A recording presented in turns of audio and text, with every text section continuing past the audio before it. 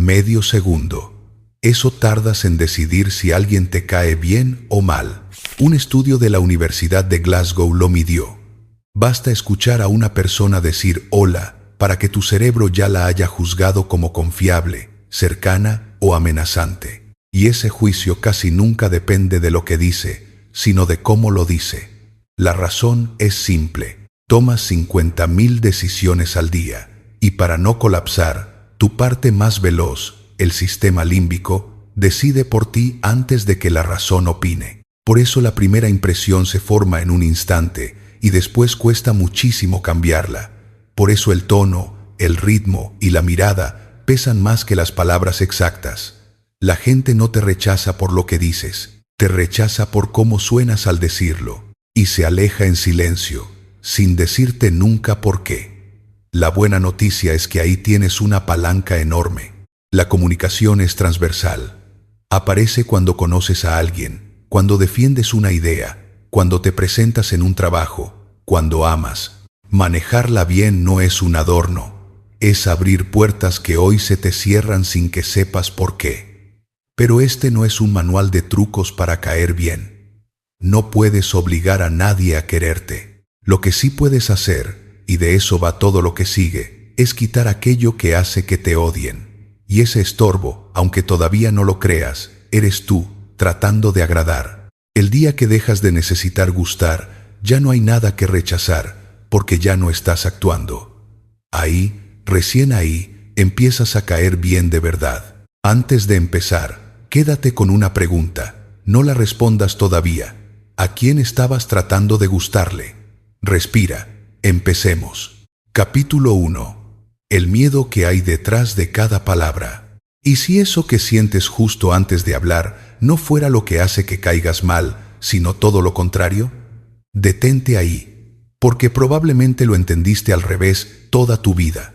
Tienes miedo a que te rechacen, y entonces te esfuerzas por no rechazar. Aprietas la voz, controlas cada gesto, intentas sonar seguro, y esa tensión, ese querer gustar a toda costa, es justamente lo que el otro percibe y lo que lo enfría. Ahí está la trampa que da forma a todo este capítulo. El miedo a caer mal es, casi siempre, lo que te hace caer mal. No el temblor en sí, sino lo que haces para esconderlo.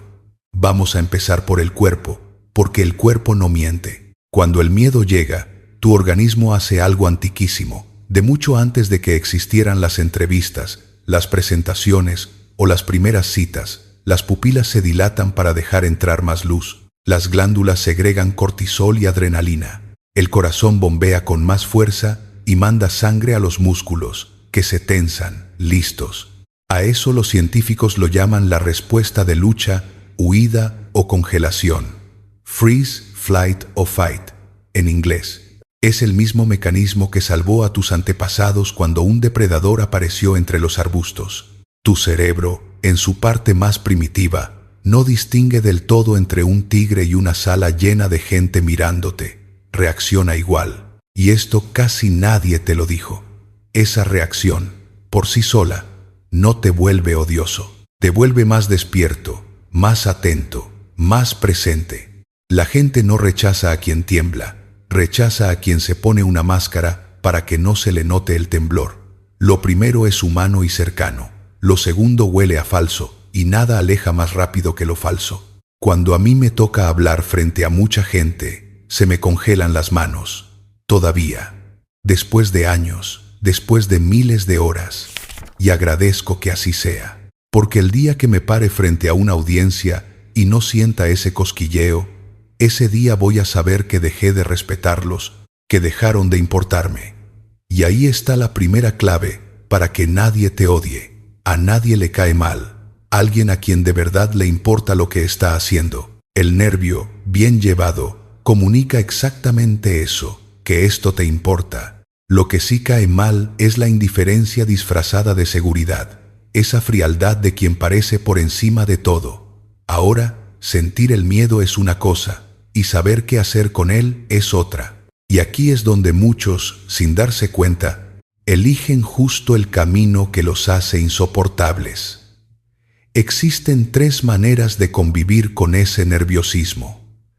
La primera es fingir que no está, tragarte la tensión, empujarla hacia abajo y sonreír por encima. Ese miedo que niegas no desaparece, se convierte en una bolsa pesada que cargas toda la conversación, y esa carga se transparenta, te vuelve rígido, artificial. El otro no sabe nombrar qué le incomoda de ti, pero lo siente. Algo no cuadra, algo está actuado.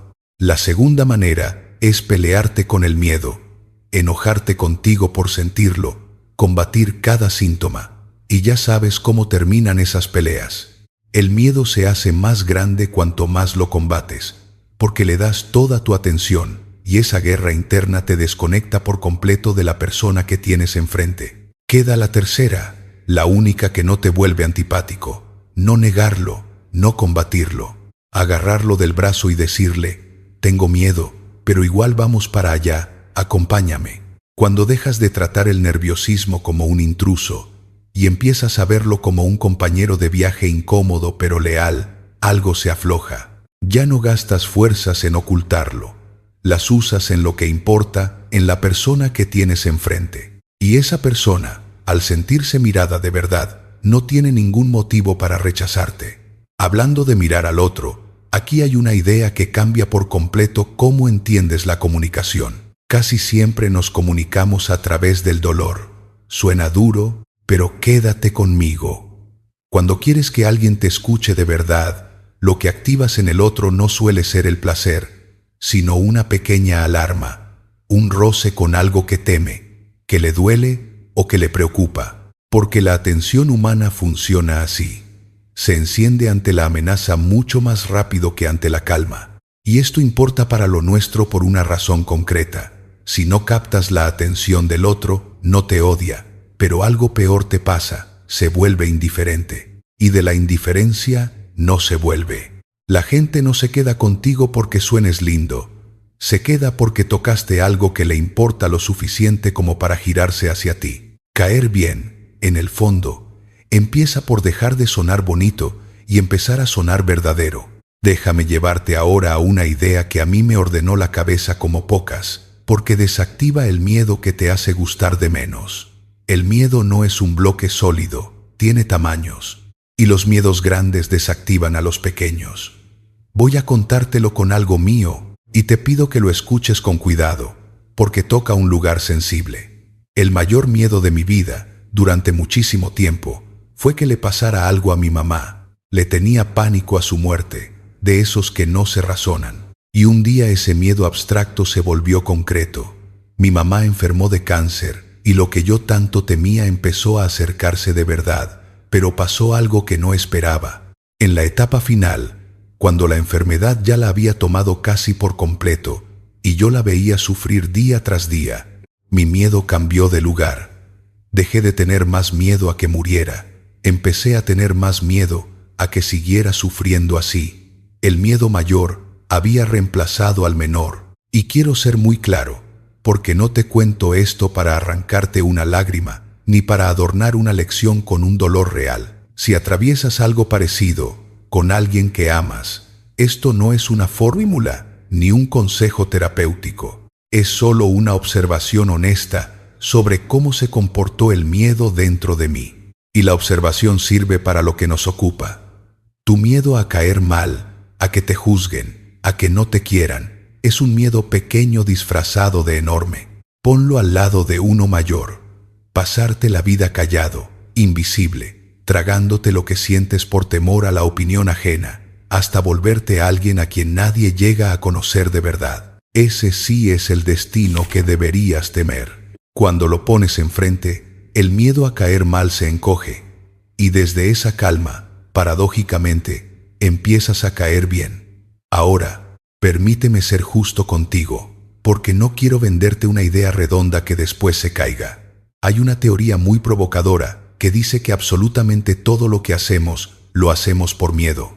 Que tienes el teléfono en la mano por miedo, que bebes agua por miedo, que te vistes de una forma y no de otra por miedo a no ser tomado en serio. Es una teoría fascinante y te la dejo porque enciende algo, pero seré honesto.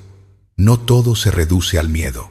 También nos mueve la curiosidad, el deseo de conectar, de crear, de acercarnos a algo bello sin ninguna amenaza detrás. Si te vendiera que el miedo lo explica todo, estaría haciendo justo lo que más adelante vamos a aprender a detectar: convertir una idea buena en una llave mágica que abre todas las puertas. Y esas llaves no existen. Quédate con lo que sí sirve para el propósito de este libro. No es tu nervio lo que aleja a la gente, es el esfuerzo por esconderlo, que te vuelve rígido y actuado, hasta convertirse en lo único que el otro ve de ti. Antes de cerrar, te dejo una sola cosa para hacer, no 10. La próxima vez que sientas que se te enfrían las manos antes de hablar, no trates de calmarte ni de disimular. Haz lo contrario. Nómbralo en voz baja, para ti. Di, tengo miedo, y está bien. Ese pequeño acto de reconocerlo, en lugar de combatirlo, te devuelve al presente y te quita la máscara que tanto incomoda a los demás. Pruébalo una vez esta semana. Y fíjate en la paradoja con la que te dejo. Creíste que para que no te rechazaran, tenías que dominar tus nervios y parecer perfecto. Lo que viene ahora te va a mostrar que el verdadero motivo por el que la gente se aleja no fue nunca lo que sentías. Fue cuanto pensabas en ti mismo mientras lo sentías. Capítulo 2. Te creíste más importante de lo que eres. Durante años te enseñaron que la seguridad consistía en sentirte grande. Yo vengo a decirte lo contrario, aunque suene a herejía. La gente empezará a quererte el día en que dejes de creerte tan importante. No digo que no valgas. Digo que te has estado poniendo en un lugar que no te corresponde, y que ese lugar, precisamente, es el que te tensa, te agarrota y hace que los demás sientan algo raro cuando hablas. Ese algo raro tiene un nombre, y es la razón número 1 por la que alguien cae mal sin saber por qué. Se cree el centro. Vamos despacio, porque aquí está una de las claves de todo el libro. Hay una frase que me acompaña: el cementerio está lleno de imprescindibles. Gente que se creyó única, insustituible, central, y sin embargo ahí están, y la vida siguió. Cuando de verdad entiendes que no eres tan importante como tu cabeza te repite, ocurre algo casi milagroso. Dejas de ser insoportable, porque lo que a la gente le pesa de alguien no suele ser su torpeza, sino su vanidad. Deja que te lleve a mi propia historia, que no fue bonita. Me tocó crecer lejos, en Brasil, 13 años, con un idioma que no era el mío. Pasé por 12 colegios, 12. No lograba adaptarme, me peleaba con mis compañeros, me sentía siempre a un paso de todo sin poder entrar en nada, y cuando por fin entendí el idioma, seguía sin saber expresarme. Sentía las oportunidades pasar delante de mí como trenes que no paraban, y yo en el andén, mudo. Ese fue el barro del que salió todo lo que hoy hago, y hubo un día que marcó el quiebre. Ya de vuelta, estudiando Derecho, me tocó un examen oral. En mi facultad te sentabas frente a los profesores y respondías en voz alta, expuesto, sin dónde esconderte. Me tomaron un tema que yo sabía, lo había estudiado entero, y me quedé en blanco, absolutamente en blanco.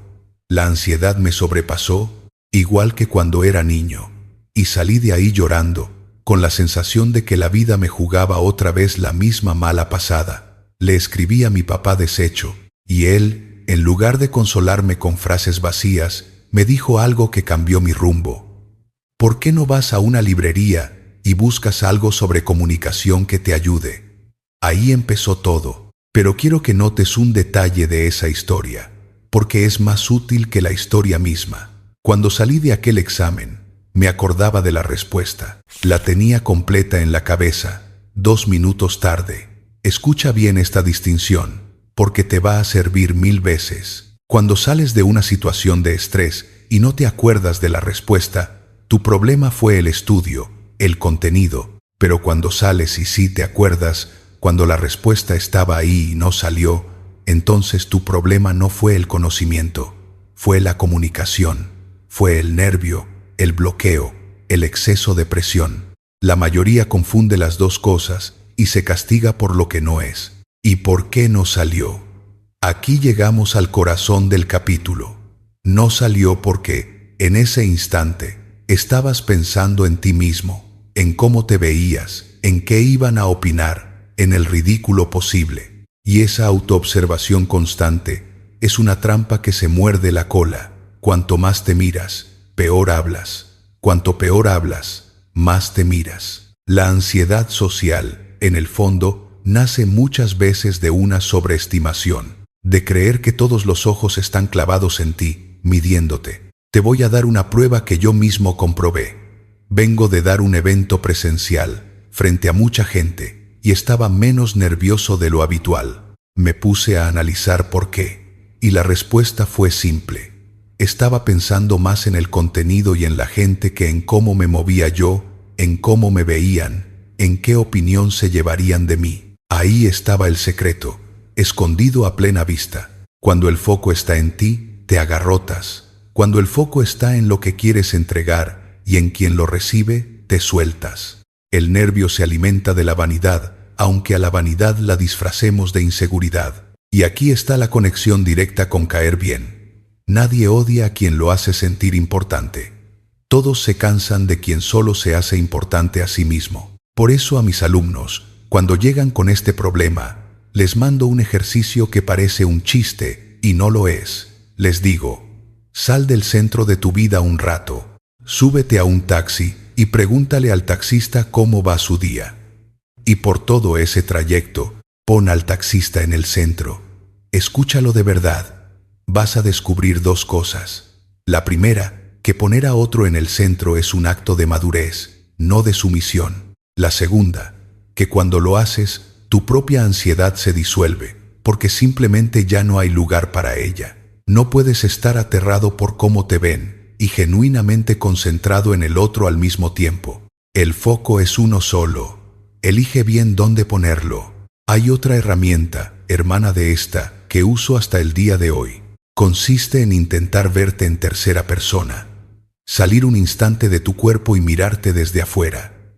Cuando lo haces, te das cuenta de una verdad enorme y aliviadora. No eres tan importante. Eres apenas un medio para hablar con ellos. Te lo pongo de la manera más ridícula posible para que no se te olvide. Imagina que yo llegara a dar una charla vestido de bailarina, con tutú y todo. ¿Qué pasaría? La gente me miraría raro, algunos se reiría, habría un murmullo, y 5 minutos después se olvidarían y seguirían con su vida. Porque yo no soy tan importante para la vida de nadie como para que mi ridículo les marque el día. Y si eso es verdad con algo tan extremo como un tutú, imagina con tus pequeñas torpezas al hablar, con esa palabra que dijiste mal, con ese silencio que te pareció eterno. A nadie le importó tanto como a ti. Nadie salió de ahí, imprimió tu foto y le tiró dardos pensando: me hizo perder el tiempo. Eso no ocurre. Vive solo en tu cabeza. Todo ese teatro del juicio ajeno es un imaginario tuyo y de los más caros, porque te cobra en libertad. Ahora, no confundas esto con desprecio por ti ni con falsa modestia. Bajarte del pedestal no es humillarte, es soltar un peso. El peso de sostener una imagen, el de vigilarte a cada segundo. Cuando aceptas que dentro de 4 generaciones casi nadie recordará tu nombre y que eso también es cierto para todos los demás, se te afloja el pecho.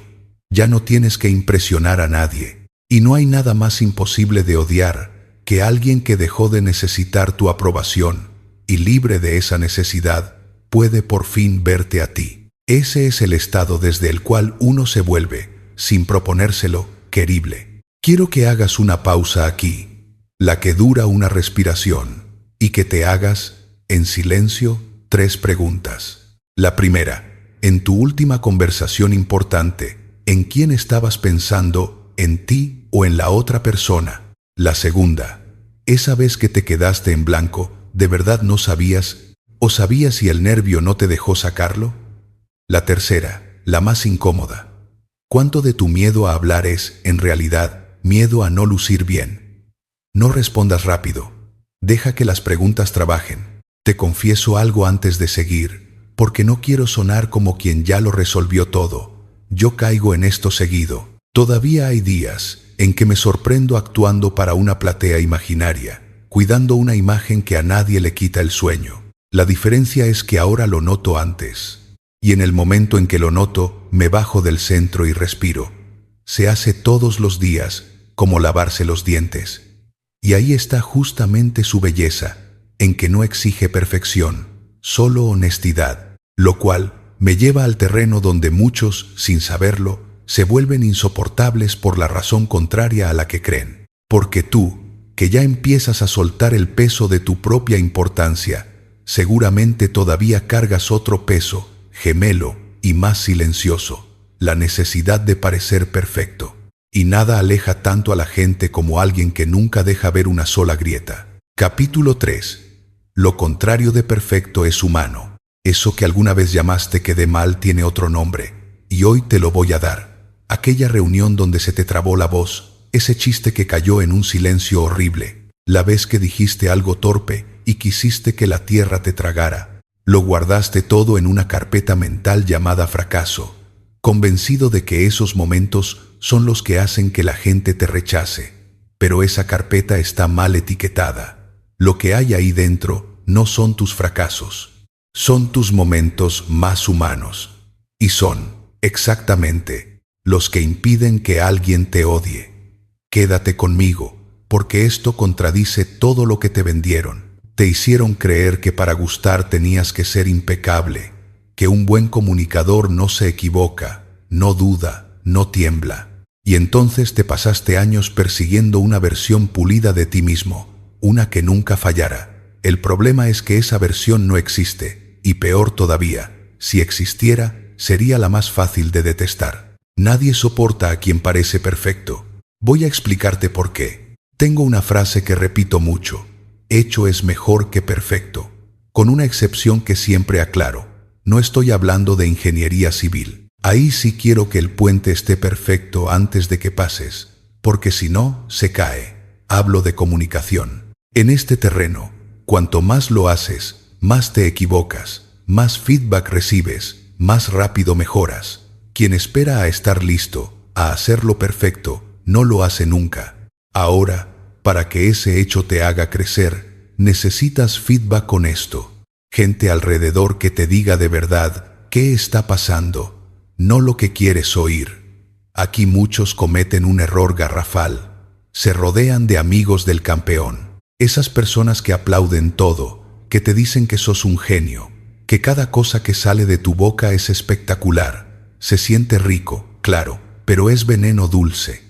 El que te elogia siempre te deja ciego. Necesitas al menos un puñado de voces que te quieran lo bastante como para decirte: esto no funcionó. Aquí te fuiste largo, aquí perdiste a la gente. Y ya que hablamos de quién te dice las cosas, déjame darte un principio que casi nadie conoce. En términos de sociología, los circuitos de consagración social son tanto más efectivos cuanto mayor es la distancia social con el objeto consagrado. Lo traduzco. Si tu mamá te dice que eres brillante, no vale lo mismo que si te lo dice un desconocido. A tu mamá la descuentas. Claro, tiene que decirlo. El elogio pesa más, cuanto más lejos está quien lo da. Esto tiene una consecuencia preciosa. Cuando te critica tu equipo cercano, escúchalos, pero sabe que su cercanía suaviza. Cuando te llega una crítica de lejos, de alguien que no te debe nada, ahí hay información valiosa, aunque duela. No te intoxiques con el amor de los tuyos, ni te derrumbes con el desprecio de un extraño. Pero vuelvo al centro del capítulo, porque quiero que se te grabe. Lo contrario de perfecto no es fracasado. Lo contrario de perfecto es humano. Y lo humano es, justamente, lo que hace imposible que te odien. Te voy a dar una prueba que puedes verificar en tu propia vida. Piensa en las personas que más quieres, en tus amigos del alma. ¿Son perfectos? Ninguno. Los quieres con sus grietas, sus manías, sus torpezas. Es más, muchas veces los quieres por eso, no a pesar de eso. Entonces déjame hacerte la pregunta que lo desarma todo. Si tú conectas con gente imperfecta, si amas a personas que fallan, ¿por qué te empeñas en demostrarle al mundo una perfección que ni siquiera buscas en los demás? Esa perfección que persigues no te acerca a nadie, te aísla. Hay una razón biológica detrás y es fascinante. En tu cerebro existen unas células llamadas neuronas espejo. Su trabajo es reflejar lo que ven en el otro. Por eso, cuando alguien bosteza cerca de ti, se te contagia. Y cuando alguien sonríe de verdad, algo en ti sonríe también. Haz la prueba en un aeropuerto aburrido. Bosteza fingidamente y observa cómo, sin saber por qué, empiezan a bostezar los de alrededor. Ese mismo mecanismo hace que la autenticidad se contagie. Cuando tú te muestras humano, cuando te ríes de tu propio error, el otro baja la guardia, porque sus neuronas espejo reflejan tu soltura. Al revés, cuando te muestras blindado, sin fisuras, el otro se tensa, por cardia, no encuentra dónde entrar. La perfección no invita, expulsa, y de lo que expulsa nace el rechazo. Déjame contarte cómo aplico esto en mi propio trabajo. En el curso que enseño, mis clases grabadas no tienen cortes. A propósito, cuando me equivoco, ahí queda. Cuando se me olvida el guión, ahí queda. Cuando doy un ejemplo malo y me doy cuenta a mitad de camino, no lo edito. ¿Por qué? Si podría dejarlo impecable. Porque quiero que la gente conecte conmigo, no con un estereotipo de profesor que nunca falla. Sería absurdo enseñar comunicación, fingiendo que no me equivoco, cuando la comunicación humana está hecha, toda ella, de equivocaciones y reparaciones. Si me mostrara perfecto, enseñaría una mentira, y la gente lo huele. Piénsalo con alguien que admires. Los que conectan masivamente no suelen ser los pulidos. Mira a un Colapinto, por poner un ejemplo que muchos conocen. Llega a un mundo de perfiles calculados y sale por la radio en plena carrera, diciendo lo que diría cualquiera de nosotros, con sus palabras de barrio, con su emoción cruda. Tuitea. Se manda alguna, lo tienen que frenar, y por eso lo quieren, porque es de los nuestros. Su imperfección no le resta cariño, se lo construye. Ahí tienes la paradoja que da vuelta a todo. Mostrar la falla, reírte de ti mismo, admitir que no lo sabes todo, en lugar de hacer que te rechacen, hace que te quieran. Antes creías que para gustar tenías que aparentar que nunca fallabas. Ahora sabes que es al revés. Lo que te vuelve querible es la grieta por donde el otro ve que eres humano como él. Antes pensabas que la vulnerabilidad era debilidad. Hoy entiendes que es el idioma honesto de quien ya no necesita fingir que está bien cuando no lo está. El cambio no es de técnica, es de dirección. Dejas de esconder para empezar a mostrar. Quiero pedirte algo antes de cerrar, y para esto necesitas papel o las notas del teléfono. No tiene que quedar bonito, es para verlo fuera de tu cabeza. Traza 2 columnas. En la primera, escribe 3 momentos en los que sentiste que quedaste mal al hablar con alguien. Sé concreto. ¿Qué dijiste? ¿Qué pasó? ¿Qué sentiste? En la segunda, frente a cada uno, escribe cómo lo vería un amigo que te quiere. No tú, con tu látigo interno, tu mejor amigo. Diría que fue un desastre imperdonable, o diría, che, te trabaste, le pasa a todo el mundo, ¿seguiste? Cuando termines, vas a notar la brutal diferencia entre cómo te tratas tú y cómo te trataría alguien que de verdad te aprecia. Esa distancia es el peso extra que cargas de más. La práctica de aquí en adelante es simple de decir y difícil de sostener. Háblate como le hablarías a tu mejor amigo. Ni una raya menos de exigencia, pero ni una gota de crueldad. Te dejo con una imagen. Un jarrón con fisuras deja pasar la luz a través de él, y por eso brilla desde dentro. Tú no necesitas ser perfecto para que te quieran. Solo falta que dejes de tapar tus grietas y permitas que la luz por fin atraviese. Porque hay algo que aún no miramos, y es más filoso de lo que parece. Esas grietas humanas, esos detalles tuyos, no solo hacen que no te odien, también te vuelven creíble. Y donde hay creer, ahí mismo, empieza el terreno más peligroso de toda la comunicación. Capítulo 4. El detalle que te delata. Son las 11 de la noche, y estás de vacaciones, manejando un auto alquilado en una ciudad que no es la tuya. Todo se maneja del lado contrario, y eso te pone nervioso. Casi te matas al salir porque miraste hacia el lado equivocado. Llevas en el asiento de atrás unas cosas de tu país para un amigo que vive lejos. Dulce de leche, un poco de hierba, unos alfajores que ya empezaron a derretirse. Vienes de tomar algo. Tú no bebiste porque te tocaba manejar, pero tu amigo sí. Sales de una rotonda y se te para un auto de frente. Le haces un gesto, él te hace otro, y como buen conductor testarudo decides no moverte. El otro se corre, y entonces empieza a seguirte. Doblas a la izquierda, te sigue. Doblas de nuevo, ahí atrás. Bajas la música, que venía altísima, y en la tercera vuelta, saca una mano por la ventana. Sirena, policía encubierta. Tiemblas como una hoja de papel mientras el oficial mete la mano, te saca la llave y te pregunta, con olor a alcohol invadiendo el auto por culpa de tu amigo, si estás borracho, te hace caminar en línea recta, y al final se da cuenta de que eres, apenas, un turista torpe, y te deja ir. Ahora dime una cosa, ¿lo viste? ¿Estuviste ahí conmigo, con el corazón en la garganta? Apuesto a que sí. Y aquí viene lo importante. Nada de eso ocurrió. Jamás estuve en esa ciudad. No hubo policía, ni auto alquilado, ni alfajores derretidos. Te lo inventé entero, delante de ti, y te subiste igual. ¿Por qué te subiste? Por los detalles. Y esto conecta directo con lo que venimos hablando, porque hay una forma de contar que hace que la gente se quede pegada a ti, y otra que la aleja. Empecemos por entender por qué funcionó. Toda buena historia tiene una estructura antiquísima. Un héroe que se enfrenta a una situación y sale, de algún modo, transformado. Es el viaje del héroe, y tu cerebro lo reconoce desde que te contaban cuentos antes de dormir. Pero la estructura sola no basta para que crean. Lo que hace creíble una historia son los detalles. Hay un experimento clásico. Se simulan dos juicios por la custodia de un hijo. En uno, la madre le cuenta al jurado que ayuda a su hijo a lavarse los dientes todos los días. En el otro, cuenta lo mismo, pero agrega un detalle, que lo ayuda con un cepillito de un personaje, uno de esos con figura de película. La segunda versión resulta bastante más creíble que la primera, aunque el hecho central sea idéntico.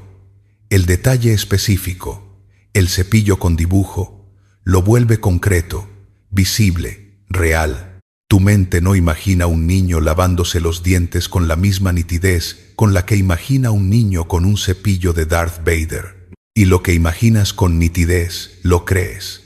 Fíjate lo delicado que es esto. El detalle no prueba nada. Un mentiroso puede inventar cepillos con la misma facilidad que una madre verdadera puede olvidarlos. Y sin embargo, el detalle inclina la balanza de la credibilidad. Por eso, es un arma de doble filo.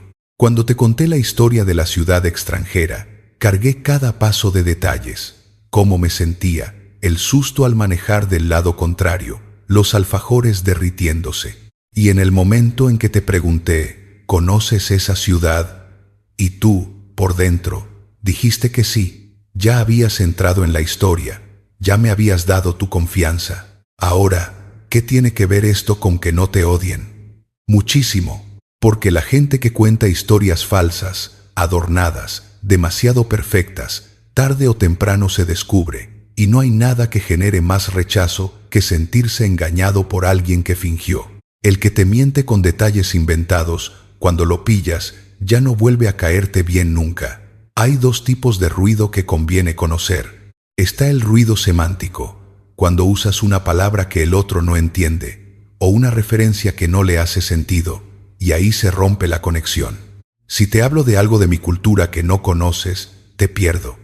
Por eso te llevé, en mi historia, a cosas reconocibles. El susto de un auto, unos dulces que se derriten, todo pensado para que entrara limpia. Y está el ruido psicológico, eso que se mete entre tú y el otro y lo distrae, una muletilla repetida, una mirada que huye, un gesto que no cuadra con lo que dices. Cuando hay ruido psicológico, el mensaje se ensucia y la credibilidad se cae. Ahora, la pregunta que importa, ¿esto convierte al storytelling en algo malo? No, lo convierte en algo poderoso, y todo lo poderoso pide responsabilidad. Puedes contar tu historia con todos los detalles del mundo, siempre que sean verdaderos. Todos vivimos momentos difíciles, todos tuvimos rechazos, caídas. La diferencia entre alguien a quien la gente adora escuchar y alguien de quien la gente huye no está en si usa detalles, está en si esos detalles son ciertos. Cuando yo recuerdo mi historia real, la de los 12 colegios, la del examen en blanco, no necesito inventar nada. Me pregunto cómo me sentía, qué llevaba puesto, qué hora era, y esos detalles verdaderos la vuelven creíble sin traicionar a nadie. Eso es storytelling honesto, y es lo que hace que te quieran de verdad, porque saben que lo que cuentas es tuyo. Déjame darte algo concreto, porque este capítulo se entiende haciendo. Esta semana, una sola vez, cuéntale a alguien una historia real de tu vida. Puede ser pequeña, y antes de contarla, prepárala con 3 detalles verdaderos. Uno que se vea, un color, un objeto, un lugar, uno que se sienta en el cuerpo, el frío, el nudo en el estómago, el calor en la cara, y uno que ubique en el tiempo, la hora, la estación, el momento del día. No inventes ninguno, solo recupera los que de verdad estuvieron ahí. Vas a notar cómo la otra persona se mete en tu historia de una forma completamente distinta. Volvamos, para cerrar, a esa calle de la ciudad extranjera donde te dejé al principio. Te subiste a mi auto inventado porque los detalles eran buenos y porque sin darte cuenta me habías otorgado autoridad. Soy alguien que enseña esto. ¿Por qué te iba a mentir? Esa confianza que me diste tan rápido es la misma que le das a mucha gente todos los días. Y hay algo que hace que esa autoridad sea tan poderosa y merece que lo miremos de frente. La delgadísima línea que separa convencer de manipular. Porque cruzar esa línea es la forma más segura de que, el día que te descubran, te odien para siempre. Capítulo 5. La línea delgada entre persuadir y manipular. La misma frase que hace que te adoren puede ser la que hace que te desprecien. La misma técnica que te gana el respeto de una sala puede ser la que, mal usada, te condena al rechazo eterno cuando se descubre. No hay 2 cajas de herramientas, una buena y otra mala. Hay una sola. Y lo único que cambia todo es la mano que la sostiene y la intención con la que la usa. Este capítulo es incómodo justamente por eso. Después de escucharlo, ya no vas a poder decir, yo no persuado. Vas a saber que usas las mismas armas que el manipulador y que tu única defensa, lo único que hace que la gente te quiera en vez de temerte, es la integridad. Empecemos por la distinción más limpia que conozco. Imagina que te vendo una taza que contiene agua, y de verdad contiene agua. Uso técnicas para convencerte. Te muestro lo útil que es, te cuento quién más la usa, te hago sentir que la necesitas. Eso es persuasión. Ahora imagina que te vendo esa misma taza diciéndote que tiene agua, sabiendo que está vacía. Uso exactamente las mismas técnicas, con las mismas palabras, con la misma sonrisa. Eso es manipulación. Las herramientas no cambiaron ni un poco. Cambió una sola cosa. En un caso hay verdad, en el otro hay mentira. La diferencia entre persuadir y manipular no está en la técnica, está en la intención. Yo escribí un libro sobre persuasión, y en él lo aclaré tantas veces que la editorial me pidió que bajara un poco. Por favor, sé íntegro al usar estas herramientas, porque son las mismas que sirven para manipular. Lo repetí como un mantra, porque me importa. Cuando entiendes esto, se te cae una idea ingenua muy común, la de que vender es malo, que persuadir es sucio. No lo es. Si tienes un producto bueno, si lo que ofreces de verdad ayuda a la persona, no debes tener miedo de venderlo. ¿Por qué tendrías miedo de ayudar a alguien a tomar una buena decisión? El miedo a vender casi siempre esconde una confusión. Creer que persuadir es engañar. Persuadir, cuando hay verdad detrás, es un servicio. Y a nadie le cae mal alguien que le prestó un servicio honesto. Te voy a mostrar hasta dónde llevo yo esta transparencia. En mi formación, hay un módulo entero donde les enseño a mis alumnos exactamente cómo hice para persuadirlos a ellos. Les muestro el video de venta y lo voy frenando. Aquí usé autoridad, aquí usé prueba social, aquí puse testimonios, aquí hice el anclaje de precio. Se los muestro porque no tengo nada que ocultar. Cuando la técnica se usa con verdad, se exhibe a plena luz sin perder fuerza. El manipulador, en cambio, necesita que no veas el truco, porque si lo vieras, se rompería. Ahí tienes otra prueba de fuego. Lo que se puede mostrar sin vergüenza suele ser persuasión. Lo que necesita esconderse suele ser manipulación. Ahora déjame darte las herramientas mismas, para que las reconozcas cuando las uses y cuando las usen contigo. Y para eso, tengo que llevarte a cómo decide tu cerebro.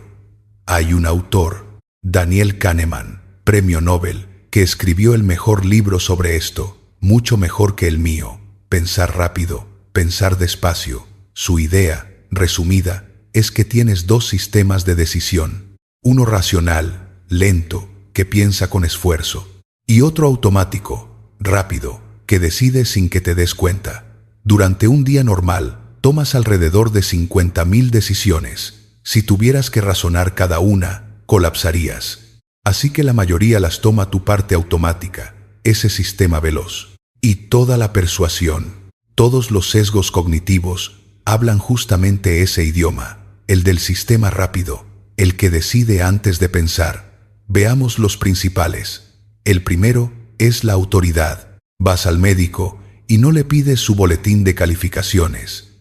No le preguntas cómo le fue en anatomía. Lo ves con la bata blanca, el estetoscopio colgando, y asumes que sabe. Te tomas la pastilla que te indique sin verificar nada. Eso es autoridad, y funciona como una perilla que sube o baja según la situación. Camino por la calle y un joven me pide una foto. Para él soy autoridad. Al lado pasa una señora que me mira sin saber quién soy. Para ella no lo soy. La misma persona, distinta perilla. Por eso, cuando quieres construir autoridad, muestras aquello que a esa persona en particular le da señales de que sabes. No es engaño, es hablarle a su sistema de confianza.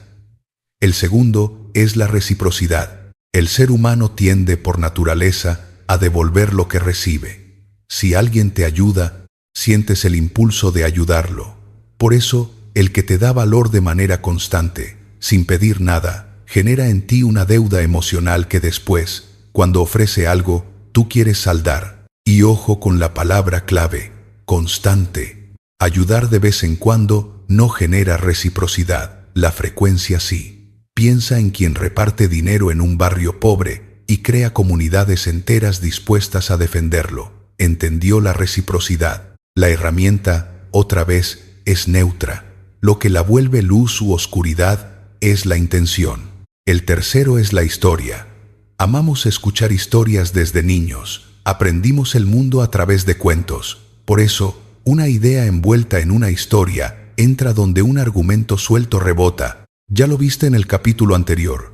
El detalle, la escena, el héroe. La historia es quizás el sesgo más poderoso, porque no lo sentimos como manipulación, lo sentimos como placer. Hay muchos más de 20 de los más usados, pero con estos 3 ya tienes un mapa. Y quiero cerrar con una reflexión incómoda pero esencial. A lo largo de la historia, los que más movieron multitudes fueron grandes comunicadores. Hay un nombre viejo para ellos: verbomotores. Personas que gracias a la palabra logran que una comunidad entera se movilice. El más influyente, si miras la historia con frialdad, fue Jesús. Lo que sabemos de él nos llegó a través de otros que lo vieron actuar, y aún así marcó a media humanidad. Piensa en Sócrates, del que no conservamos ni una línea escrita por él mismo. Y sin embargo, sabemos quién fue porque otros registraron su comunicación. Piensa en Demóstenes, que se metía piedras en la boca y practicaba frente al mar para vencer su tartamudez. Pero seamos honestos, la lista no es solo de luz. También fueron verbomotores algunos de los peores. Hitler lo fue, y varios dictadores. Y aquí no hay elogio. Reconocer que alguien manejaba la herramienta con destreza no es aplaudir para qué la usó. Algo hacían bien. Negarlo sería estúpido. Usaron esa habilidad para el horror, y condenarlo es lo mínimo. Esa doble cara es la lección del capítulo. La técnica es muda, la intención habla. Antes de seguir, quiero que audites una venta tuya, y para esto necesitas escribir. Piensa en la última vez que convenciste a alguien de algo, una idea en el trabajo, un plan a tu pareja, un producto, anótalo. Y ahora respóndete por escrito, con honestidad brutal, 3 cosas. 1. Lo que le dijiste era verdad, toda la verdad. 2. ¿Usaste algún dato que exageraste para que sonara mejor? 3. Si esa persona viera ahora mismo cómo la convenciste, con el truco a la vista, ¿se sentiría respetada o engañada? La respuesta a la tercera pregunta es tu línea. Guárdala, porque es la frontera entre que te quieran y que te teman. Y ahora que sabes reconocer estas armas, aparece una pregunta más grande, casi filosófica, que abre el capítulo que sigue. Porque hay gente que domina todas estas técnicas a la perfección y las apunta hacia el lugar más íntimo y peligroso que existe, hacia decirte cómo tienes que vivir tu vida. Capítulo 6. Los que te dicen cómo ser feliz. Tal vez fue en un video que te apareció una madrugada, con un tipo joven parado frente a un auto caro, diciéndote que si a los 30 no eras millonario, algo estabas haciendo mal. Quizás fue en un curso que compraste con ilusión y que te dejó más vacío que antes. O tal vez fue más cerca, en alguien que hablaba con una seguridad hipnótica sobre la felicidad y al que le creíste hasta que notaste que su vida no se parecía en nada a lo que predicaba. En los 3 casos hay un mismo personaje y en este capítulo vamos a desarmarlo, porque hay gente que domina todas las técnicas del capítulo anterior y las apunta hacia el lugar más íntimo que existe, hacia decirte cómo tienes que vivir. Los llamamos vendehumos. Y presta atención, porque este capítulo tiene doble filo. Sirve para que no te atrapen a ti, y sirve para que tú nunca te conviertas en uno de ellos, que es la forma más rápida de que la gente termine odiándote. Voy a empezar por lo que más me indigna, porque lo veo de cerca. Doy clases en la universidad. Mis alumnos tienen 17, 18 años, y me llegan chicos que me dicen, con la voz rota, que a los 20 no son millonarios y que por eso su vida ya no tiene sentido. Piensa en el tamaño de esa herida. Alguien que apenas empieza, convencido de que fracasó antes de arrancar. Y hay que decirlo con datos. El neocórtex prefrontal, la parte del cerebro que regula las decisiones a largo plazo, el juicio, el control de los impulsos, no termina de desarrollarse hasta cerca de los 25 años. Le hablan de libertad financiera inmediata a una mente que aún no está equipada para procesar esa presión sin quebrarse. Eso no es motivación, es daño. Déjame traerte una historia antigua que ilumina esto como pocas.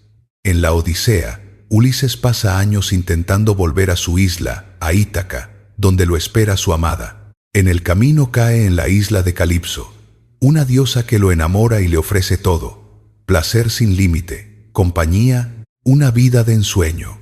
Y aún así, cada noche, Ulises se va a la orilla a llorar, porque su corazón no está ahí. Calipso, en un último intento, le ofrece lo máximo: la vida eterna, joven para siempre.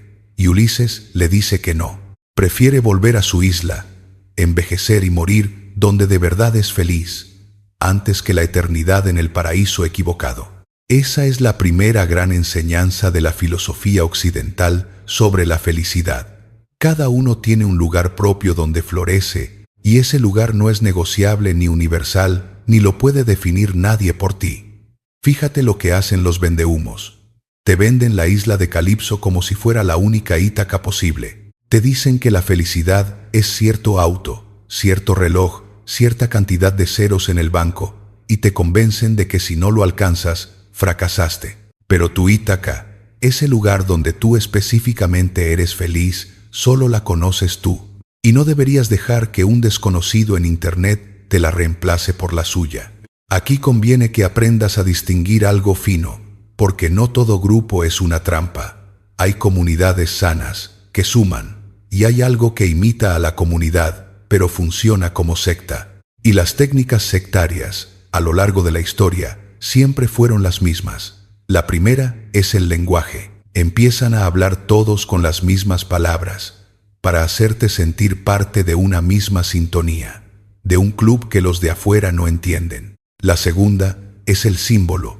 Antes eran túnicas, hoy es un bolso de marca y un auto de lujo, el mismo starter pack que todos exhiben para reconocerse. Durante cientos de miles de años, antes del lenguaje, aprendimos a leer símbolos para saber en un segundo si el que venía corriendo era de los nuestros o traía calaveras colgando.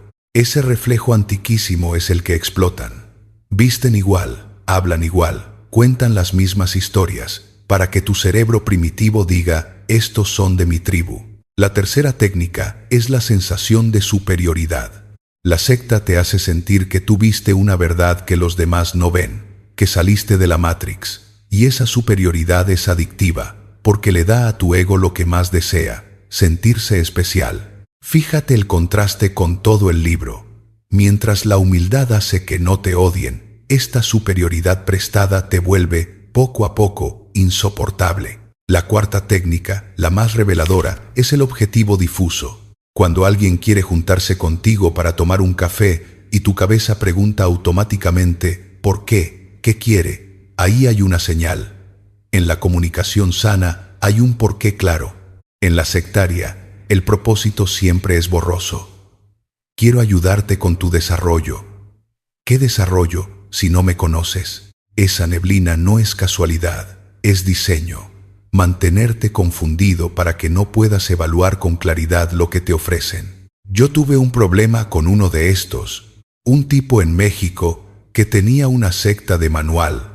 Trabajaba solo con mujeres. Hacía retiros donde las hacía llorar y donde las vidas se transformaban, y que terminaban casi siempre con él teniendo relaciones con las asistentes, porque él era el Salvador. Subí un video analizándolo, y el ida y vuelta fue agresivo. Pero no me importó, porque hay algo que necesito que entiendas sobre por qué esto funciona. La gente cae no porque sea tonta, sino porque necesita algo de qué agarrarse. Piensa en esa manija que hay arriba, dentro de los autos. Cuando sientes que vas a chocar, te aferras a ella con todas tus fuerzas, aunque no sirva absolutamente para nada. Lo haces por pura necesidad de agarrarte de algo. Así funciona la desesperación humana. Ante el vacío, ante la falta de dirección, la gente se aferra a atajos, a cualquier mano que se ofrezca con seguridad, aunque esa mano esté vacía. Y hay una variante que se puso de moda y usa la autoridad más grande que existe: los que invocan a Dios para vender. El Señor me provee, soy un enviado, vengo a elevar tu conciencia. Y aquí quiero ser justo, porque no hablo contra la fe de nadie, sino contra un uso concreto. Tomar una figura tan enorme como Dios o Jesús para justificar el mensaje que a uno le conviene es una salida demasiado fácil. Es hablar en nombre de alguien que no puede desmentirte. Si de verdad bajara aquello en lo que dicen creer y viera lo que hacen en su nombre, probablemente diría: yo nunca te pedí esto. Yo dije, ama al otro, ayuda al prójimo, sirve, y se terminó. Todo lo demás es, otra vez, creerse más importante de lo que uno es. Y llegamos a la raíz de todo esto, a la actitud que hace posible al vendehumo: enamorarse de las propias ideas. Yo tengo una frase que me cuido de no traicionar: nunca me enamoro de mis ideas, porque el día que me enamoro de una, quedo atado a defenderla aunque esté equivocada. Mira lo sano que es lo contrario. Uno presenta su hipótesis, la defiende con garra, y al día siguiente, si aparece algo que la refuta, dice, estaba equivocado, y la suelta. Eso no es debilidad, es transparencia. Hasta la ciencia lo hace. Hoy los huevos son buenos, en 2 años sale un estudio y ya no lo son. Y la ciencia cambia de opinión sin drama, porque su compromiso es con la verdad, no con su ego. Y aquí hay otra clave para que no te odien, más sutil de lo que parece. La gente detesta al que nunca reconoce que se equivocó, al que defiende lo indefendible por orgullo. En cambio, quien dice me equivoqué con naturalidad desarma cualquier rechazo. El problema es que aferrarse a lo que uno dijo se puede explotar. Es un sesgo cognitivo. Te hacen tomar pequeños compromisos previos y después, usan tu propia necesidad de ser coherente para que sigas defendiendo la decisión que tomaste, aunque ya no te sirva. El vendehumo vive de eso, de gente enamorada de una idea que le vendieron, incapaz de soltarla, porque soltarla se siente como fracasar. Quiero que hagas una pausa y te hagas una sola pregunta, con calma. ¿Hay alguna promesa que estás persiguiendo ahora mismo cuyo propósito, si lo miras de frente, es difuso? ¿Hay alguna verdad que compraste y que te hace sentir un poco superior a los demás? No la respondas para castigarte, respóndela para verte con claridad. Te confieso algo antes de cerrar, porque no quiero pararme aquí como si fuera inmune. Yo también me he agarrado de manijas vacías. También compré, en algún momento, alguna Ítaca prestada que no era la mía, y perseguí durante un tiempo la felicidad de otro. La diferencia no es que yo nunca caí, es que aprendí a preguntarme, cada tanto, si el lugar hacia el que corro es de verdad mío, o me lo vendió alguien que necesitaba que yo corriera. Esa pregunta, hecha a tiempo, me devolvió a mi propia isla más de una vez. Y ahora que sabes protegerte de quien habla de más para venderte una vida, quiero llevarte al otro extremo del mismo problema. Porque si el vendehumo aleja a la gente hablando demasiado, hay algo que genera todavía más rechazo, y es no saber hacer justo lo contrario: escuchar. Capítulo 7. Escuchar con los ojos. Todo el mundo quiere que lo escuchen. Casi nadie está dispuesto a hacerlo. Ese desequilibrio, tan silencioso como cotidiano, decide más de lo que imaginas quién querrá quedarse cerca de ti y quién se irá sin explicar por qué. Míralo en una escena que se repite en millones de casas. Un padre le pregunta a su hijo: ¿cómo te fue en el colegio? El hijo responde: bien, y el padre sigue con lo suyo, tranquilo. Pero el niño dijo bien con los hombros caídos, con la mirada en el piso, con una voz que no acompañaba la palabra. Dijo bien, y todo su cuerpo dijo mal, y nadie lo escuchó, porque nadie lo estaba mirando. En ese hueco entre lo que se dice y lo que se muestra, viven las cosas más importantes que las personas no logran contarnos. Este capítulo va de aprender a escuchar con los ojos, y presta atención a esto, porque es quizás la clave más grande de todo el libro. Nada hace que te quieran tanto como sentirse escuchado, y nada genera tanto rechazo silencioso como sentir que a ti solo te importas tú. La gente no se aleja de quien habla mal, se aleja de quien no escucha. Empecemos por reconocer un tema que está en boca de todos y que conviene tratar con cuidado. Se habla mucho, en todas partes, de narcisistas y psicópatas. Se volvió una acusación fácil. Cualquiera que te cae mal ya es narcisista. Y quiero ser honesto contigo desde el principio. Yo no soy psicólogo y no me corresponde andar diagnosticando a nadie. Sería imprudente de mi parte decirte: un narcisista es tal cosa, como si tuviera el título para hacerlo. Lo que sí puedo hacer, y tú también, es observar conductas, no etiquetar personas, observar comportamientos. Y hay conductas que conviene notar. La persona que habla todo el tiempo de sí misma, por ejemplo, le cuentas que te rompiste una pierna y te responde que ella se rompió las dos. Le llevas tu dolor y lo convierte en escenario para el suyo. No sé si esa persona es algo, sí sé que esa conducta cansa, aísla, y que quien la repite suele terminar solo. Ahí tienes, en carne viva, lo que hace que a alguien lo dejen de querer: convertir cada conversación en un monólogo sobre uno mismo. Fíjate cómo la propia acusación te dice algo del que acusa. Cuando alguien vive señalando egoísmo en los demás, muchas veces está hablando de sí mismo. Por eso, con las etiquetas, conviene tener cuidado en las dos direcciones. Ni dejar que te definan con una palabra, ni definir tú a otro con una palabra que no te toca repartir. Ahora vamos a la herramienta que de verdad transforma. Existe algo que se llama incongruencia comunicacional, y una vez que la ves, no la puedes dejar de ver. Ocurre cuando lo que alguien dice no coincide con lo que su cuerpo expresa. Te cuento algo triste, y tú, sin darte cuenta, sonríes. Hay incongruencia. Y me dice que tu cabeza está en otro lado. Te pregunto cómo estás. Me dices bien. pero tu mandíbula está apretada y tu mirada huye. La palabra dice una cosa, el cuerpo dice otra, y el cuerpo casi nunca miente. La escucha verdadera no es solo oír, es la suma de dos sentidos, la audición más la vista. Escuchas con los oídos lo que la persona dice, y escuchas con los ojos lo que la persona no puede o no quiere decir. Cuando juntas las dos cosas, entiendes al otro completo, no a medias. Haz este ejercicio en tu propia casa, esta misma semana. Cuando alguien te esté contando algo, deja de mirar tu teléfono, deja de mirar hacia el costado y mira su cara mientras habla. Fíjate en la emoción real. Pregúntate, ¿lo que veo coincide con lo que oigo?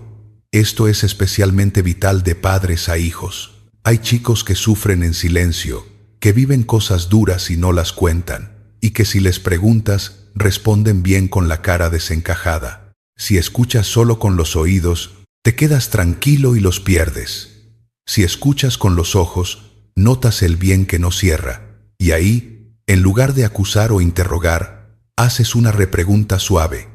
Bien, contame un poco más. Esa repregunta, hecha con ternura, puede abrir una puerta que llevaba meses cerrada. Ahora quiero llevarte a un lugar difícil, porque parte de escuchar con los ojos es reconocer cuando lo que ves es una ausencia. Hay personas en las que por más que mires, no encuentras empatía emocional. Sienten enojo, sienten asco, sienten miedo, pero solo por sí mismas. El dolor del otro no las alcanza. Y aquí, de nuevo, sin diagnosticar a nadie, sí conviene saber algo que los profesionales repiten. En ciertos casos, la recomendación no es reparar, sino alejarse. Y es dolorosísimo, porque muchas veces esa persona es alguien que amas. Aquí necesito que hagas una distinción muy fina, porque se malinterpreta con facilidad. Alejarse por salud no es lo mismo que condenar. Cuando eliges poner distancia con alguien que te hace daño de forma sostenida, no lo estás juzgando como mala persona desde un pedestal moral. Estás cuidando tu propia paz, que es tu responsabilidad y tu derecho. Hay una diferencia enorme entre decir, esta relación me lastima y necesito cuidarme, y decir, esta persona es despreciable y yo soy superior. Lo primero es madurez. Lo segundo es la misma soberbia que criticamos antes, disfrazada de autocuidado. Aléjate cuando debas, pero hazlo desde el amor propio, no desde el desprecio ajeno. Cierro con una imagen que quiero que te lleves, y con un silencio. La escucha con los ojos es, en el fondo, un acto de amor. Es decirle al otro, sin palabras, te veo entero, no solo lo que me muestras. En un mundo donde todos hablan y casi nadie mira, ser la persona que de verdad escucha con los dos sentidos te convierte en un refugio. Y a un refugio nadie lo odia. La gente no recuerda tanto lo que le dijiste. Recuerda cómo la hiciste sentir vista. Quédate un momento con esto. No hay prisa. Deja que la próxima conversación que tengas sea distinta, solo porque esta vez vas a mirar. Porque hay algo que descubriste sin darte cuenta a lo largo de estos capítulos. Escuchar de verdad, ver de verdad, también te da el derecho a poner límites. Y poner un límite empieza, casi siempre, por una de las palabras más difíciles de pronunciar. La palabra no. Capítulo 8.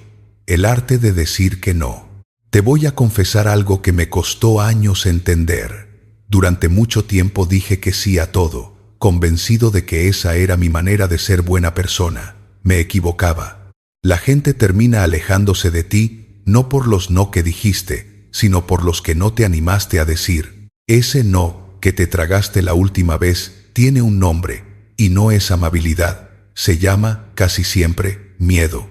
Miedo a incomodar, a decepcionar, a que te dejen de querer. Y cada vez que lo cambias por un sí que no sentías, pagas un precio doble, un poco de ti que se estruja por dentro, y un resentimiento que crece hacia el otro por algo que, en realidad, tú no supiste frenar. El que nunca dice que no termina lleno de rencor mal disimulado, y ese rencor se nota y aleja. Un amigo me dijo hace poco una frase que resume este capítulo entero. Es mejor ponerse rojo una vez que colorado muchas, Ponerte rojo una vez es dar el no claro, directo, incómodo, ahora. Ponerte colorado muchas es lo otro. Alargar, dar rodeos, medias tintas, hasta que la bola se hace enorme. Vamos a aprender a ponernos rojos una sola vez, y para eso necesitas una herramienta que la psicología estudió con precisión. Hay un experimento famoso hecho por la investigadora Ellen Langer a finales de los años 70 con una fotocopiadora. Una persona llega a una fila de gente que espera para hacer copias y pide colarse. En la primera versión dice apenas: «Perdón, tengo 5 páginas, ¿puedo pasar?». Un porcentaje alto la deja pasar, pero no todos. En la segunda versión agrega un motivo real: «¿Puedo pasar porque tengo prisa?». La aceptación sube muchísimo. Y aquí lo revelador: en la tercera versión, el motivo es absurdo, casi vacío. «Puedo pasar porque tengo que hacer unas copias». Todos tienen que hacer copias. La fila es para eso. El por qué no aporta nada. Y sin embargo, la aceptación se mantiene casi tan alta como con el motivo bueno. La conclusión sacude. A la gente no le importó tanto la calidad de la razón. Le importó que hubiera una razón. La palabra porque abre puertas casi por sí sola. Aplícalo a tu no. Cuando niegas algo a secas, el otro se ofende, siente rechazo puro, y ahí sí empieza a caerte mal. Cuando niegas con un porqué, aunque sea sencillo, la receptividad se dispara. Te agradezco muchísimo la invitación, pero no voy a poder ir, porque necesito ese día para mí. No hace falta un motivo dramático. Hace falta un porqué honesto. El ser humano necesita el porqué, se lo das. Y tú no deja de sonar a portazo, y empieza a sonar a decisión respetable, y a una decisión respetable nadie la odia. Ahora no todos los no son iguales, y hay uno que quiero tratar aparte, porque con él las técnicas se acaban. Hablo de las conversaciones difíciles de verdad, las del corazón. Contarle a tu pareja que la lastimaste, por ejemplo. Aquí te voy a decir algo que va contra todo lo que enseño, y por eso importa. No hay estructura que sirva. No vengas a mí a aprender la técnica para decir eso bien, porque no existe. Cuando lo que se rompe es la expectativa que alguien tenía de ti, cuando la realidad de lo que hiciste choca con lo que la otra persona creía, ahí hay una fractura, y no hay forma de comunicarla sin que duela.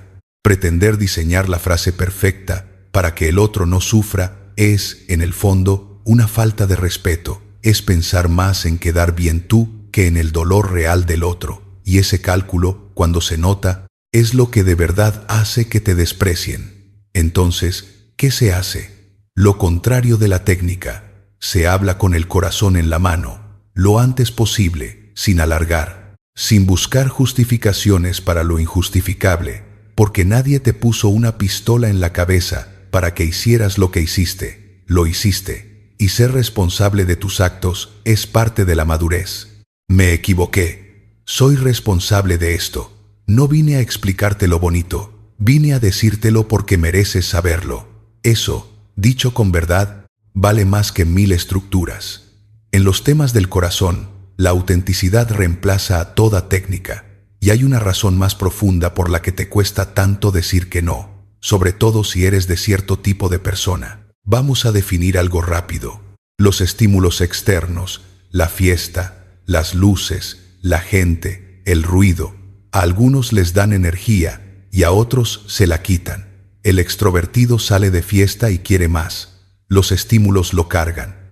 El introvertido, en cambio, después de un rato, necesita retirarse a recuperar la energía que esa fiesta le drenó. Es la batería social, y en el introvertido se agota más rápido. ¿Y qué hacemos muchos? Cedemos. Ante la presión, seguimos en la fiesta. Vamos a otro lado, dale, estirándonos como una gomita que se estira, y se estira hasta que la sueltas, y cuesta que vuelva a su forma. Por eso, aprender a decir que no es un lujo. Para algunos, es supervivencia emocional. Decir no, porque necesito recargar, no es antipático. Es honesto. Y quien te quiere, lo entiende. Te dejo una acción concreta para esta semana, una sola.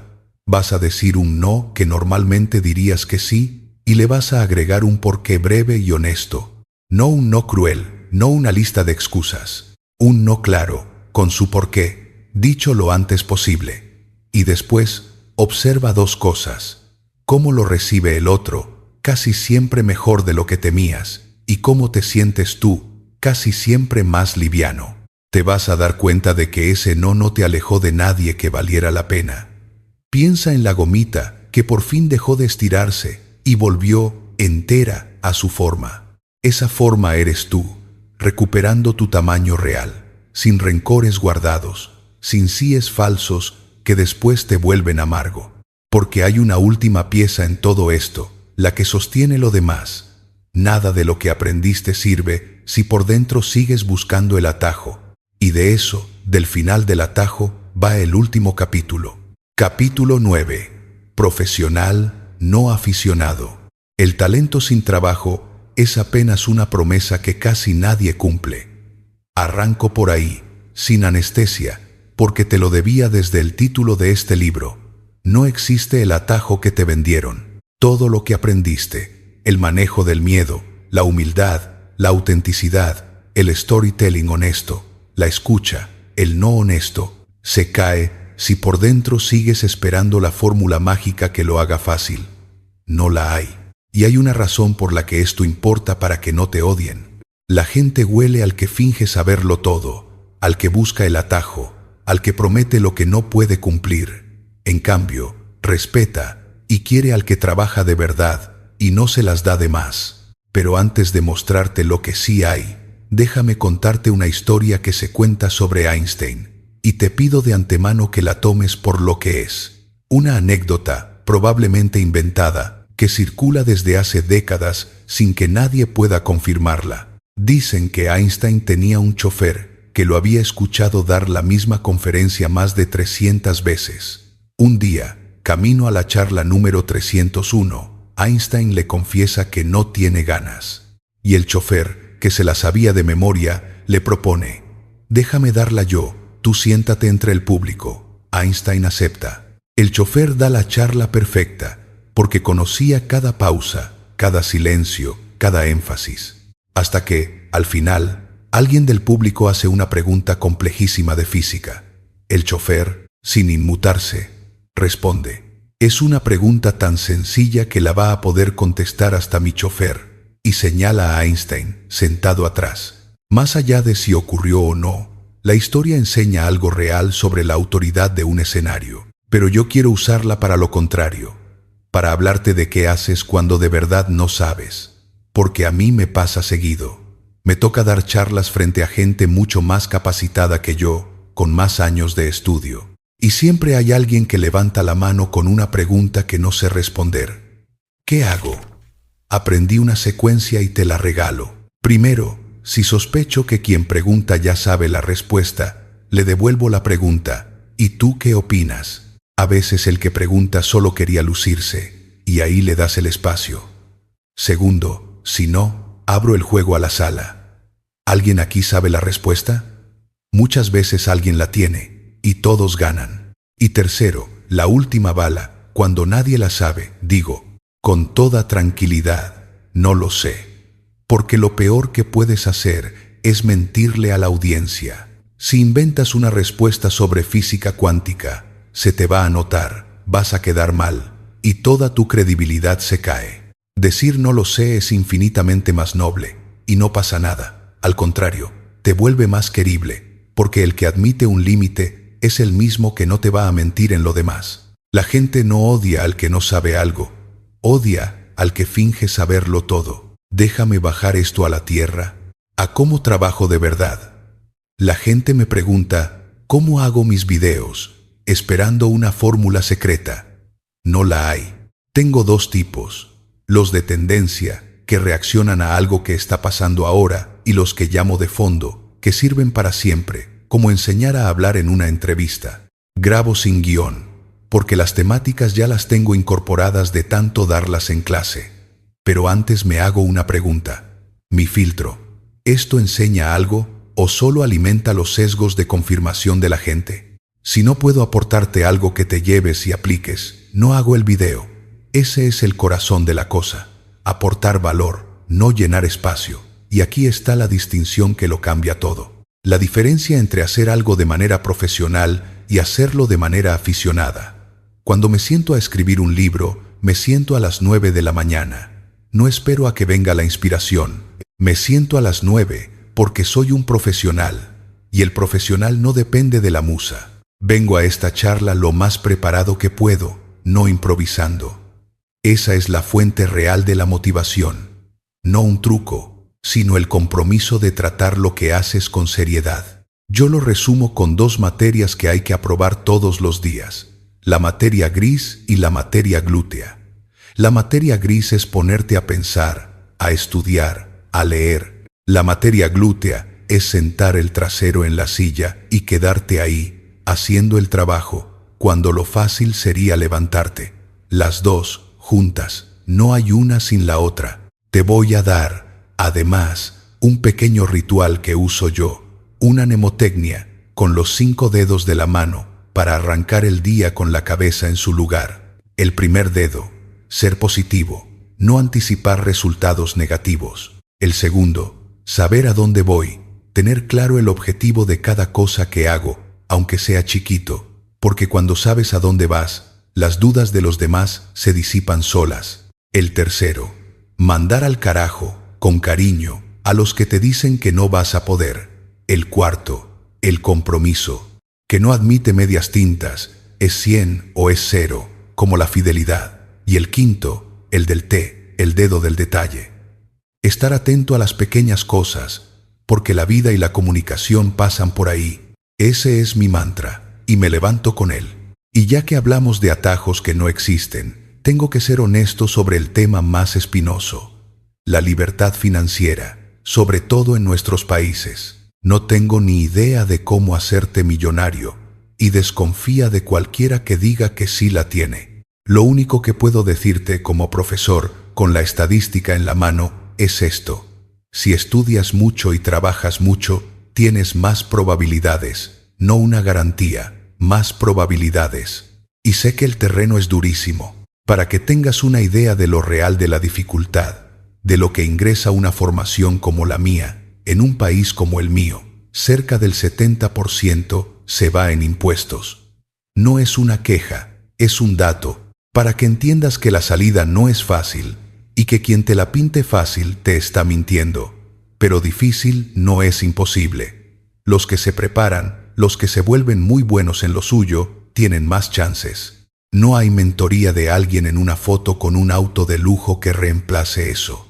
Déjame darte un caso que ilustra el poder de lo auténtico, tratado con neutralidad, sin que yo tome partido político. Piensa en cómo, en los últimos años, ciertos comunicadores ganaron enormes audiencias apareciendo en podcasts largos en lugar de en la publicidad tradicional. Alguien que llega a la gente sin carteles, sin pauta pagada, sentándose horas a explicarse, repitiendo un puñado de relatos fuertes hasta que la gente los hace suyos. Más allá de que compartas o no sus ideas, y ese no es mi tema, hay algo técnico que funcionó.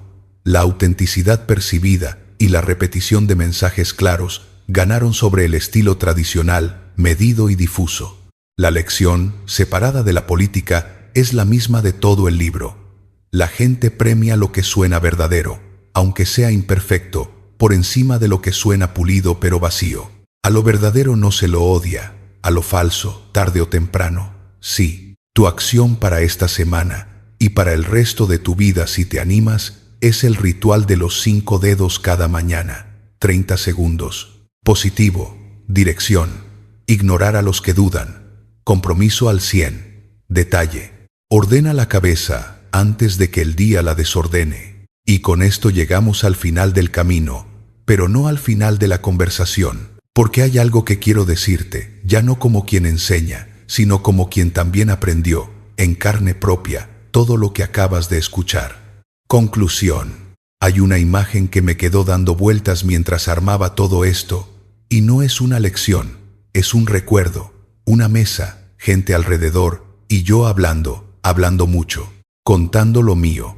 encadenando una historia con otra, buscando esa chispa de admiración en las caras, y en algún momento levanté la vista y noté que la persona frente a mí se había quedado en silencio, no de estar escuchando, un silencio de haberse ido, aunque su cuerpo siguiera ahí. Se había apagado, despacio, mientras yo brillaba solo. Ese instante me dolió más que cualquier crítica, porque nadie me lo dijo.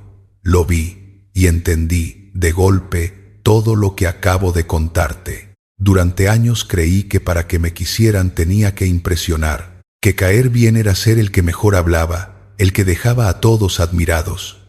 Me preparé para ser inolvidable, y por eso mismo, sin saberlo, empujaba a la gente lejos, porque no hay nada que canse más que alguien que se esfuerza por gustar. Aquella pregunta que te dejé al principio, la que te pedí que no respondieras todavía, ¿te acuerdas?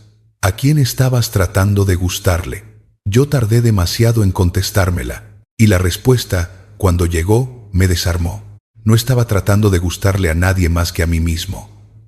Todo ese esfuerzo, todo ese brillo, era para calmar mi propio miedo a no ser suficiente. La gente lo sentía, y por eso se alejaba en silencio, sin decirme por qué. Hoy pienso al revés, y quiero regalarte ese vuelco. Creía que para que no me odiaran tenía que gustar. Ahora sé que es imposible obligar a alguien a quererte, pero sí puedes quitar lo único que hace que te rechacen, ese esfuerzo tuyo por agradar. El día que dejas de necesitar caer bien, dejas de dar motivos para caer mal. Ya no hay actuación que desenmascarar, ya no hay vanidad que incomode, ya no hay centro que disputar. Solo quedas tú, presente, mirando al otro, y a alguien así, que te mira de verdad y no necesita nada de ti, es imposible odiarlo. Solo te pido una cosa, y con ella te dejo, que la próxima vez que estés frente a alguien, antes de pensar en qué decir para gustar, respires y te preguntes, ¿lo estoy viendo o solo quiero que me quiera? El día que elijas verlo, dejarás de perder gente sin saber por qué, y empezarán por fin a quedarse. Soy Kuibai, y este audiolibro fue para ti.